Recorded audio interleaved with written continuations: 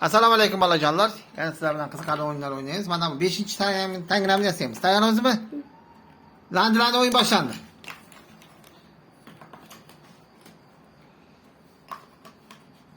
Bu ajoyib o'yin.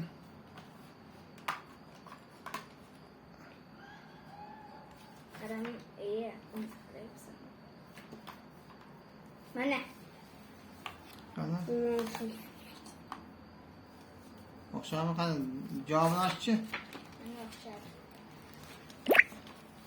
Mana buni shunday. Bunisi shunday.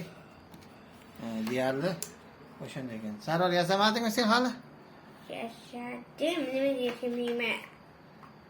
Yashaganni oxirigacha tugatib qo'ydim. Qani nima olasam Muslima? Mana. Bolajonlar bilan xayrlashamiz. Xayr.